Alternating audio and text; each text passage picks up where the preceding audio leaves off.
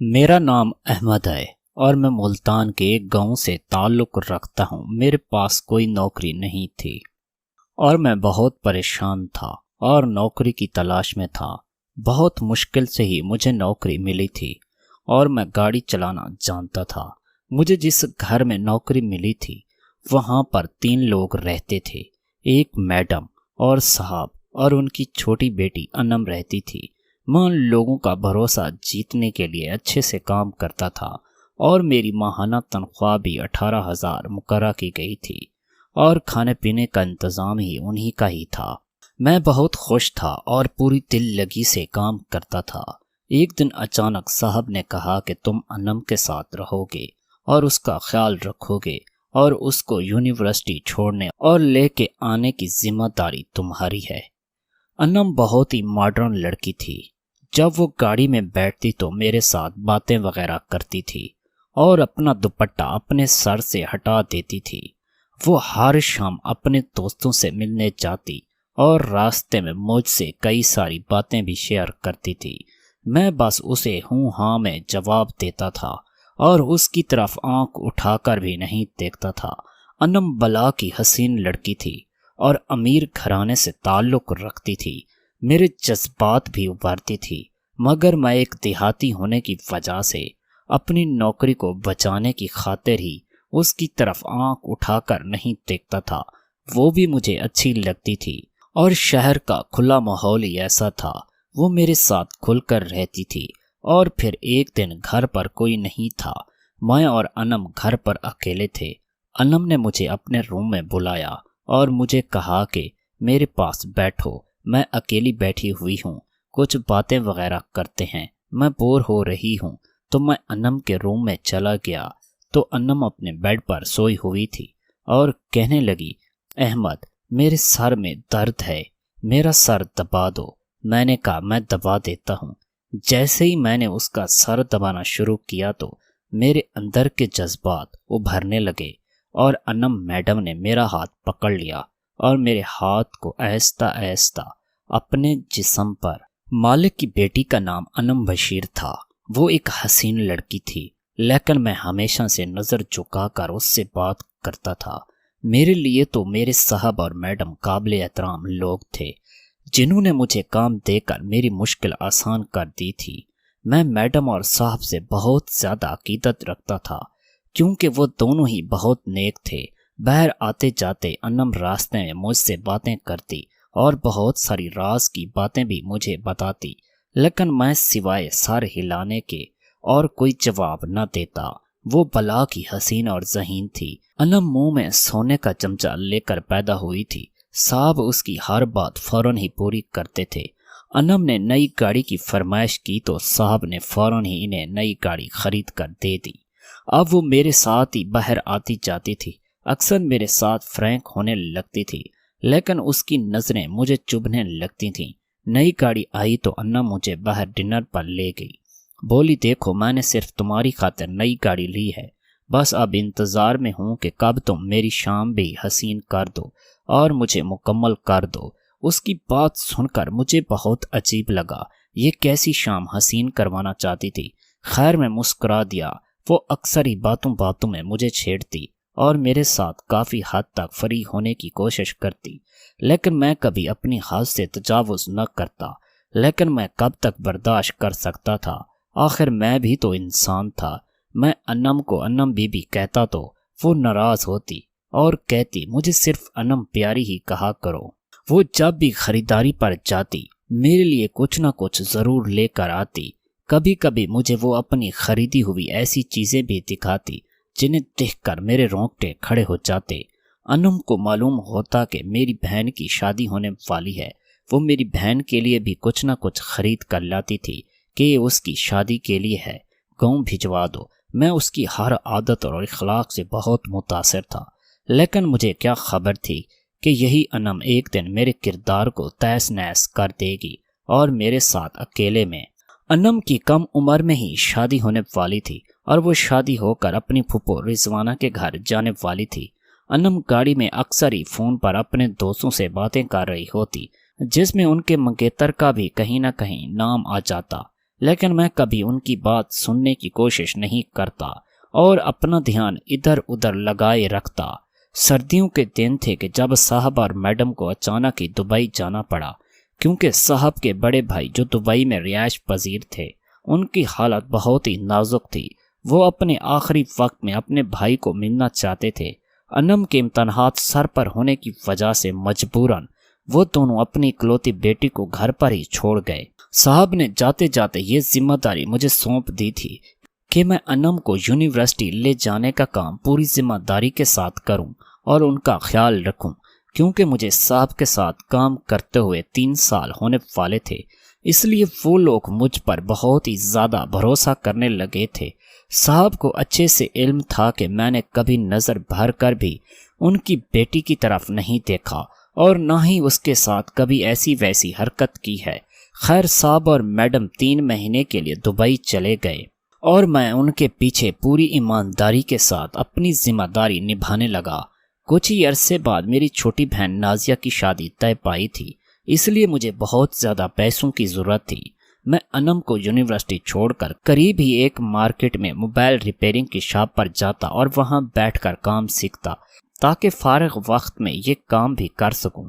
صاحب کے پاس سے 8 بجے میری چھٹی ہو جایا کرتی تھی اور میں چاہتا کہ اس کے آس پاس ریپیئرنگ کی دکان پر بیٹھ کر کام کروں تاکہ جلد از جلد میرے پاس اتنے پیسے جمع ہو جائیں کہ میں اپنی بہن نازیہ کی شادی کے لیے پیسے بھجوا سکوں۔ جتنا عرصہ صاحب موجود نہیں تھے مجھے کام سے جلدی فراغت مل جایا کرتی تھی، کیونکہ انم زیادہ تر گھر میں ہی رہا کرتی تھی، لیکن وہ اکثر ہی مجھے کہتی ہمارے لیے بھی کبھی ٹائم نکال لیا کرو، جسے سن کر میں شرم سے پانی پانی ہو جاتا۔ آخر وہ کیسا ٹائم چاہتی تھی؟ خیر جو بھی تھا، میں نے اپنے آپ کو ثابت قدم رکھا تھا۔ دیکھتے ہی دیکھتے 1.5 مہینے کا عرصہ گزر گیا اور صاحب کے چچا زاد بھائی اپنی زندگی کی بازی ہار گئے۔ اس رات ہی ہمارے پاس انم کا فون آیا کہ اس کی طبیعت کچھ ٹھیک نہیں ہے اور میں اس کے پاس آ جاؤں، شاید انہیں ڈاکٹر کے پاس جانا پڑے۔ انم کی بات سن کر میں پریشان ہو گیا۔ رات کے 1 بجے میرا گھر کے اندر جانا کچھ مناسب نہیں تھا، لیکن بیماری کی حالت میں انم کو اکیلا چھوڑ نہیں سکتا تھا۔ لیکن مجھے یہ تو پتہ نہیں تھا کہ آج میرے ساتھ ہونے کیا والا ہے۔ پوری رات میں ان کے ساتھ ہی رہا اور ان کا اچھے سے خیال رکھتا رہا۔ انہیں شدید قسم کا ٹمپریچر ہو گیا تھا، اس لیے وہ ساری رات ساری غنودگی میں رہی تھی۔ میں پوری رات اس کے پاس بیٹھا رہا۔ شیطان نے 1-2 دفعہ میرا راستہ لیا، لیکن میں اس کے پیچھے نہ بیٹھا۔ نہ جانے کب میری آنکھ لگ گئی اور میں بے سد سو گیا۔ جب صبح میری آنکھ کھلی تو حالت کافی غیر ہو چکی تھی۔ میرے لباس پر عجیب قسم کے نشانات تھے۔ میں نے جلدی سے اپنے آپ کو سنوارا اور انم کو دیکھنے لگا، جو شاید بات میں تھی، اس لیے میں واپس اپنے کمرے میں چلا آیا۔ میرے ذہن میں عجیب سے سوالات آ رہے تھے۔ آخر اس رات ہوا کیا تھا؟ وقت تیزی سے گزرتا رہا۔ اس دن کے بعد سے انم کی طبیعت کچھ زیادہ ہی بگڑنے لگی۔ وہ بہت ہی زیادہ کھوئی کھوئی سی رہنے لگی۔ مجھے لگا کہ شاید وہ اپنے ماں باپ کی جدائی میں پریشان ہو گئی ہیں، لیکن مجھے کیا خبر تھی کہ اصل حقیقت کیا ہے۔ صاحب نے مزید 1 مہینہ اور دبئی میں بچوں کے ساتھ گزارا اور پورے 2 مہینے بعد وہ دونوں گھر واپس آئے تو میں انہیں دیکھ کر بہت خوش ہوا، لیکن اس وقت میرے قدموں تلے سے زمین نکل گئی جب صاحب نے مجھے بلا کر میری عزت کی دھجیاں بکھیر دیں۔ وہ مجھے گندی گالیاں دیتے جا رہے تھے اور برا بھلا کہتے جا رہے تھے۔ مجھے سمجھ نہیں آیا تھا کہ مجھ سے ایسی کون سی غلطی ہو گئی ہے جو صاحب اس قدر غصہ ہیں کہ میری بات تک بھی سننے کو تیار نہیں۔ اور جب مجھے پوری بات پتہ چلی تو ایسا لگا کہ جیسے کسی نے میرے قدموں تلے زمین کھینچ لی ہو۔ انم بی بی نے مجھ پر بھی الزام لگایا تھا کہ میں نے ان کے ساتھ زبردستی کی ہے، اس لیے اب وہ امید سے ہے، اور یہ بات ڈر کے مارے اس نے اپنے ماں باپ کو فون پر نہیں بتائی کہ میں اسے کوئی نقصان نہ پہنچا دوں۔ میں نے حیرت سے انم کو دیکھا جو کمال ڈھٹائی سے جھوٹ پر جھوٹ بول رہی تھی۔ میں تو انم کو بہت ہی سیدھا سادہ اور معصوم سمجھتا تھا، لیکن انہوں نے میرے ہی کردار کو داغدار کر دیا تھا۔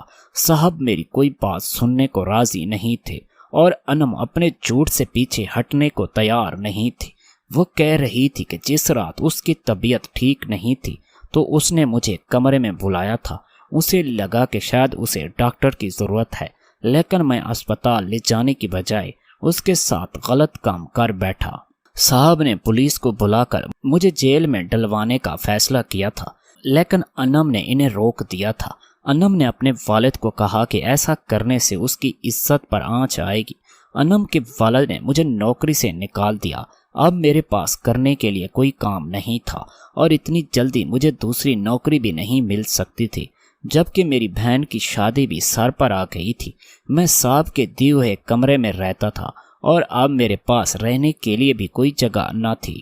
اس لیے میں مجبور ہو کر دوبارہ صاحب کے گھر گیا اور انہیں اپنی بے گناہی کا یقین دلانا چاہا، لیکن صاحب نے میرے سامنے ایسی شرط رکھی کہ میرے ہوش اڑ گئے۔ صاحب نے مجھ سے کہا کہ تمہیں انم سے کچھ مہینوں کے لیے شادی کرنی ہوگی، جب بچے کی پیدائش ہو جائے تو پھر تمہیں اسے چھوڑ کر چلے جانا۔ ہم نے بچہ ضائع کروانے کی بہت کوشش کی، لیکن ڈاکٹروں نے یہی کہا ہے کہ اس عمل میں انم کی موت ہو سکتی ہے اور میں اپنی اکلوتی بیٹی کو کھونا نہیں چاہتا۔ انم کا منگیتر بھی اسے چھوڑ کر چلا گیا ہے اور اس سے پہلے کے زمانے میں ہماری بدنامی ہو، ہم انم کو تمہارے ساتھ رخصت کر دیں گے اور تم اسے اپنے ساتھ اپنے گاؤں لے جانا۔ جب بچے کی پیدائش ہو جائے گی تو اس کے بعد ہم انم کو واپس لے آئیں گے۔ میں جانتا تھا کہ یہ بچہ میرا نہیں ہے اور انم نے جھوٹ بولا ہے، لیکن اس کے باوجود میں اس پر راضی ہو گیا تھا، کیونکہ مجھے اپنی بہن کی شادی کے لیے پیسوں کی ضرورت تھی اور فی الحال اتنے پیسے مجھے صاحب ہی دے سکتے تھے۔ اس لیے میں نے انم سے شادی کرنے کی حامی بھر لی اور اس کے ساتھ نکاح کر کے اسے گاؤں لے آیا۔ انم بہت خاموش تھی۔ میں نے گاؤں پہنچنے تک سارا راستہ اس سے کوئی بات نہیں کی۔ نکاح کے فوراً بعد ہم دونوں گاڑی کے ذریعے گاؤں آ گئے تھے۔ میری ماں اور گھر والے انم کو دیکھ کر حیران رہ گئے، اور جب میں نے اپنی ماں کو بتایا کہ میں نے شادی کر لی ہے تو میری ماں حیران رہ گئی اور کہنے لگی، اتنی بڑی بات تو نے مجھے بتائی بھی نہیں۔ تیری شادی کو لے کر میرے کتنے ارمان تھے، لیکن پھر انم کی موجودگی کو محسوس کرتے ہوئے میری ماں خاموش ہو گئی اور انم کو پیار کرنے لگی۔ انم بہت ہی خوبصورت تھی۔ اتنی پیاری اور کم عمر بہو دیکھ کر میری ماں کی ساری شکایتیں دور ہو گئیں اور وہ انم کو میرے کمرے میں لے گئی اور اسے گاؤں کی عورتوں کی طرح سجانے لگی۔ میں بہن کی شادی کے انتظامات دیکھنے لگا اور شام ڈھلے جب کمرے میں آیا تو انم دلہن کے روپ میں میرے بستر پر بیٹھی ہوئی تھی۔ اسے دیکھ کر میں حیران رہ گیا۔ وہ کوئی حور معلوم ہوتی تھی۔ پہلی نظر میں ہی میں اپنی بیوی پر دل ہار بیٹھا تھا، لیکن میں کیسے بھول سکتا تھا کہ میری اسی بیوی نے مجھے کس طرح بد کردار ثابت کیا ہے۔ میں اس کے قریب بیڈ پر آ کر بیٹھا تو وہ خوف کے مارے لرزنے لگی۔ وہ اچھے سے جانتی تھی کہ اس نے مجھ سے کس طرح شادی کی ہے۔ اس سے پہلے کہ میں اس سے کچھ کہتا وہ خود ہی رونے لگی اور میرے قدموں میں بیٹھ گئی۔ اس کے آنسو میرے دل پر گر رہے تھے، کیونکہ میں نے اسے ہمیشہ ہی بہت مخلص اور اچھا پایا تھا۔ انم روتے ہوئے مجھ سے کہنے لگی کہ اس نے جو الزام مجھ پر لگایا ہے اس کے لیے وہ شرمندہ ہے اور اسے اپنی غلطی کا پوری طرح احساس ہے، لیکن یہ سب کچھ اس نے مجھے بدنام کرنے کے لیے نہیں کیا بلکہ اپنی مجبوری میں کیا ہے۔ میں نے کہا، انم تم نے جو بھی کیا ہے، لیکن تمہارے اس عمل سے میری عزت دو کوڑی کی بھی نہیں رہی۔ تم اپنے گناہ کو میرے ساتھ تھوپ کر سرخرو ہو گئی اور میں بے گناہ ہوتے ہوئے بھی اپنے صاحب کی نظروں میں گر گیا۔ میں چاہ کر بھی تمہیں کبھی معاف نہیں کر پاؤں گا، لیکن میں اتنا کم ظرف نہیں ہوں کہ اپنے نکاح میں آئی عورت کے ساتھ کوئی زیادتی کروں۔ اس لیے تم اس کمرے میں آسانی سے رہ سکتی ہو، تمہیں کسی چیز کی کوئی تکلیف نہیں ہوگی، اور جب تم اپنے گناہ کو اس دنیا میں لے آؤ تو یہاں سے جانے پر بھی آزاد ہو جاؤ گی۔ میں خود تمہیں تمہاری اولاد کے ساتھ تمہارے گھر چھوڑ آؤں گا۔ میں انم کو اپنے قدموں سے اٹھا کر بیڈ پر بٹھاتے ہوئے کمرے سے باہر نکلنے لگا۔ جب انم کے لفظوں نے میرے قدموں کو جکڑ کر رکھ دیا، وہ کہنے لگی کہ میں نے کوئی گناہ نہیں کیا ہے کہ جس کی پیدائش تک مجھے یہاں انتظار کرنا پڑے، نہ ہی میں نے آپ کو آپ کے صاحب کی نظروں میں گرایا ہے، بلکہ آپ کے صاحب تو آپ سے ابھی بھی بہت محبت کرتے ہیں اور آپ پر سب سے زیادہ بھروسہ کرتے ہیں۔ اور اسی لیے آپ کے صاحب نے اپنی زندگی کی سب سے قیمتی چیز آپ کو سونپ دی ہے اور مجھے یہ حکم دیا ہے کہ میں شادی کے بعد اپنے حاملہ ہونے کی آپ کو ساری حقیقت بتا دوں۔ انم کی باتوں نے مجھے حیران کر دیا۔ میں پلٹ کر انم کا چہرہ دیکھنے لگا جس پر گراں قدر معصومیت چھائی ہوئی تھی۔ وہ اس وقت ایک 18 سال کی معصوم سی لڑکی تھی جو نہ جانے کن حالات میں گزر رہی تھی۔ انم کہنے لگی کہ وہ حاملہ نہیں ہے بلکہ اس کے والد نے مجھ سے یہ جھوٹ کہا ہے اور اس کے والد نے یہ سب بہت مجبوری میں کیا ہے کیونکہ وہ اپنی بیٹی کی جان بچانا چاہتے تھے۔ انم نے میرے قریب آ کر میرا ہاتھ اپنے ہاتھوں میں تھام لیا اور مجھے اپنے ساتھ لیے بیڈ پر بیٹھ گئی۔ انم بہت دھیمے لہجے میں مجھے اپنی سچائی بتا رہی تھی اور میں گمسم سا اس کی بات سن رہا تھا۔ انم کہنے لگی کہ اس کی پھوپھو نے بچپن سے ہی اپنے بیٹے کے لیے اس کا رشتہ مانگ رکھا تھا اور انم کے والد نے اپنی سالی کی اچھی عادت کو دیکھ کر انم کا رشتہ اپنی بیوی کے بھانجے سے طے کر دیا تھا۔ لیکن وقت گزرنے کے ساتھ ساتھ انم کے والد کو اپنی غلطی کا احساس ہوا کیونکہ انم کا منگیتر ریحان ماں باپ کا اکلوتا بیٹا ہونے کی وجہ سے بہت ہی زیادہ بگڑ چکا تھا۔ اس کے پاس نہ ہی پیسے کی کمی تھی اور نہ ہی کوئی روک ٹوک کرنے والا تھا۔ ریحان کی والدہ کبھی اپنے بیٹے کو غلط بات پر نہ ٹوکتی اور جیسے جیسے وہ عمر کی سیڑھیاں طے کرتا جا رہا تھا وہ مزید عیاش ہوتا جا رہا تھا۔ انم بتانے لگی کہ جن دنوں اس کے ماں باپ دبئی گئے ہوئے تھے اس نے کئی دفعہ اس کے ساتھ بدتمیزی کرنے کی کوشش کی اور ایک دفعہ تو وہ شراب کے نشے میں دھت گھر آیا اور انم سے زبردستی کرنا چاہا، لیکن اس نے خود کو کمرے میں بند کر کے بچا لیا۔ اور جس رات اس کی طبیعت خراب ہوئی تھی اس سے ایک شام پہلے بھی ریحان نے اپنے دوستوں کے ساتھ مل کر انم کو ہراساں کرنے کی کوشش کی اور اسی خوف سے وہ بخار میں مبتلا ہو گئی۔ اسے سمجھ نہیں آ رہا تھا کہ وہ اپنے بچاؤ کے لیے کیا کرے کیونکہ اسے خوف تھا ریحان اس کے اکیلے پن کا فائدہ اٹھا کر دوبارہ گھر میں داخل ہو سکتا ہے۔ اس لیے اس نے ساری رات مجھے اپنے کمرے میں بٹھائے رکھا۔ وہ ریحان سے کہیں زیادہ میرے کردار پر بھروسہ کرتی تھی۔ اپنے ماں باپ کے واپس آتے ہی اس نے ایک بات اپنے باپ کو بتائی۔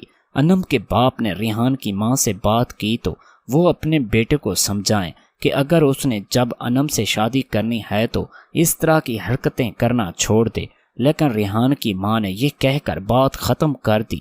ریحان کا ابھی نوجوان خون ہے اور جذبات میں آ کر جوش مارتا ہے۔ بچے ہیں، تھوڑی بہت مستیاں تو کرتے ہیں۔ انم کیوں اتنے پرانے خیالات کی مالک ہے، اپنے منگیتر کے ساتھ کچھ وقت بھی نہیں گزار سکتی۔ انم کہنے لگی کہ ابا کو احساس ہو گیا کہ انہوں نے کتنا بڑا غلط فیصلہ کر لیا ہے کیونکہ ریحان کے اتنا زیادہ بگڑنے کے پیچھے کوئی اور نہیں بلکہ اس کی اپنی ماں ہے، تو وہ شادی کے بعد بھی ایسی گھٹیا حرکتیں کر سکتا ہے۔ میرے باپ نے جیسے ہی ریحان کے ساتھ میرا رشتہ ختم کرنے کی بات کی تو وہ دھمکیوں پر اتر آیا اور اس نے صاف صاف لفظوں میں کہہ دیا کہ وہ مجھے کسی صورت نہیں بخشے گا۔ میں نے بابا کو یہ بھی بتایا تھا کہ جس دن میری طبیعت ٹھیک نہیں تھی تو تم نے ساری رات بیٹھ کر میری حفاظت کی تھی۔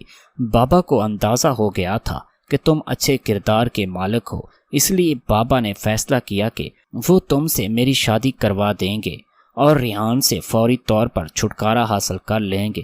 لیکن ریحان یہ شادی اتنی آسانی سے نہیں ہونے دے سکتا تھا، اس لیے ابا نے پھپھو کو یہی بات بتائی کہ تم نے میری عزت پر حملہ کیا اور اب میں امید سے ہوں۔ پھپھو نے خود ہی یہ رشتہ توڑ دیا کیونکہ عزت دار لوگ ایسی لڑکی کو بہو نہیں بنا سکتے تھے جو شادی سے پہلے ہی حاملہ ہو چکی تھی۔ ابا تمہیں پہلے ہی روز ساری حقیقت بتا دینا چاہتے تھے، لیکن بابا کو ڈر تھا کہ اگر تم نے شادی سے منع کر دیا تو وہ کیا کریں گے، اس لیے ابا نے جان بوجھ کر تمہیں دیکھتے ہی برا بھلا کہنا شروع کیا اور تم پر غلط الزام لگایا اور تمہیں نوکری سے نکال دیا کیونکہ بابا جانتے تھے کہ تمہیں پیسوں کی بہت ضرورت ہے۔ بابا کو یقین تھا کہ تم خود ہی پلٹ کر واپس آؤ گے تو وہ شادی کی شرط رکھیں گے۔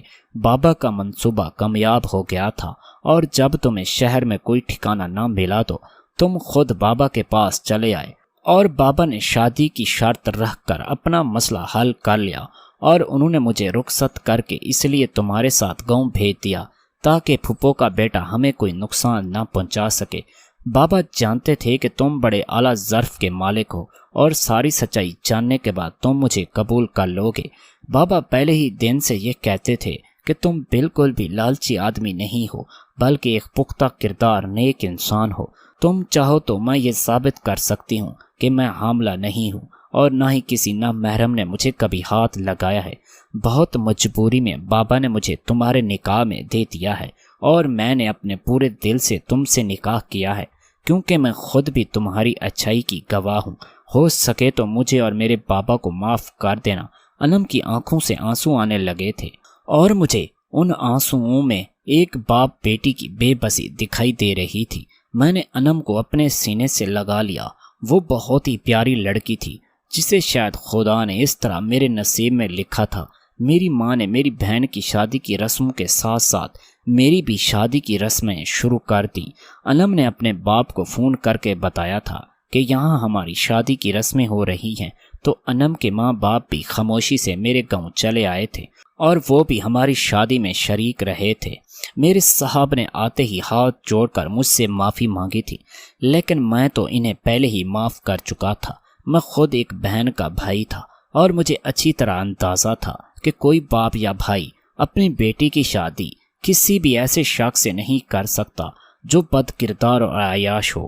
ایک بات جو مجھے اچھی طرح سمجھ آ گئی تھی کہ اپنے بچوں کی قسمت کے فیصلے ان کے بچپن میں نہیں کرنے چاہیے، کیونکہ بڑے ہو کر وہ بچے نہ جانے کس راستے کو اختیار کریں، یا ان کے دل میں کسی کی محبت گھر کر جائے۔ آپ اس بات سے واقف نہیں ہو سکتے۔ آپ کی بہن یا بیٹی اتنی بھارو نہیں ہوتی کہ آپ اسے کسی بد کردار شخص کے حوالے کر دیں، یا پھر کسی ایسے شخص کے ساتھ اسے بیاہ دیں جس کے دل میں کسی اور کی تصویر ہو۔ چھوٹے بچوں کے بچپن میں رشتے نہیں کرنے چاہیے۔ چھوٹے بچوں کے بچپن میں رشتے کرنے سے معاشرے میں برے اثرات پڑتے ہیں۔ کئی برادریاں ٹوٹ جاتی ہیں، کئی خاندان بکھر جاتے ہیں۔ جب بچے بڑے ہو جاتے ہیں تو ماں باپ کے ذہن تبدیل ہو جاتے ہیں، جس کی وجہ سے ان کے رشتے نہیں ہو پاتے جو بچپن میں بچوں کی منگنیاں کی گئی تھیں۔ اس بات کو پورا نہیں کرتے تو انکار کرنے سے رشتے ناطے سب ٹوٹ جاتے ہیں، یہاں تک کہ بولنا، اٹھنا بیٹھنا، خوشی غمی سب ٹوٹ جاتا ہے۔ خاندانوں کے خاندان بکھر جاتے ہیں، لہٰذا ایسا نہ کریں۔ ایسا کرنے سے معاشرے میں برے اثرات پڑتے ہیں، اور آپ کا خاندان بھی ٹوٹ سکتا ہے۔